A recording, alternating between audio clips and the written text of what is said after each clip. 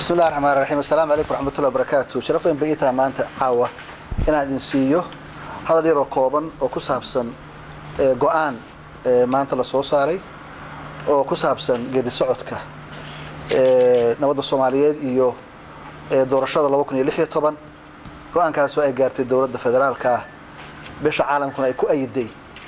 waxaan halkaan ka cadeeyo anoo ku hadlay magaca dawladda Puntland in go'aankaas uu yahay go'aan annagu aan aqbalin ka madaxweyne ahaana aysan ahayn waxa ay soo wakiisheen dadka reer Puntland. dadka reer Puntland waa aftibay qaadeen waa codeeyeen waa hadleen. anoo halka waxaan u joogaa inaan iyaga matalo rabitaankoodana aan keeno meesha.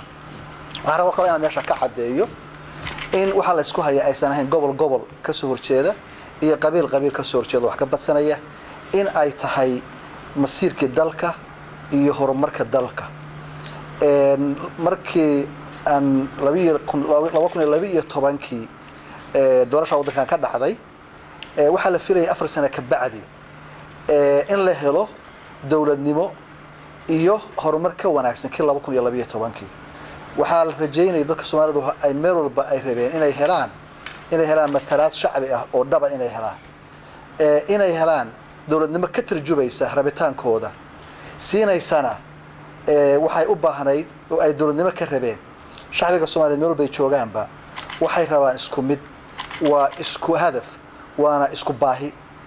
waxay rabaan nabadgelyo waxay rabaan deganaansho waxay rabaan inay helaan caafimaad wanaagsan iyo waxbarasho wanaagsan iyo hooyo walba iyo aabbo walba waxa uu rabaa waxa weeye in uu cunugiisu helo mustaqbal ka wanaagsan kiisa cunugu awoowaha u yahayna uu helo mustaqbal ka wanaagsan midka isaga oo nasiibka u yeeshay. ilamaha marka nidaamka hadda la rabo in wax lagu dhaqo qabaliga ahi in uu shacbiga Soomaaliyeed u horseeyo dawladnimo wanaagsan iyo in uu gaarsiinayo hadafkaas iyo yoolkaas ay tiigsanayaan ma aha mid u hiilinaya mana aha mid siinaya matalaadii shacbiga hada dhabtahay u baahnaayeen in dawladnimadu runtahay ay rabeen mid siinaya ma aha. saas daraadeed anuu ka Cabdulle ahaan madaxweynihii Puntland shacbiga Puntland ayaan ku celinayaa talada ayaga ayaana go'aankooda masiirkooda iska leh. waxaan u rajeynayaa ummadda Soomaaliyeed oo joogaanba guul iyo horumar iyo inay nabadgelyo iyo deganaansho ku noolaadaan.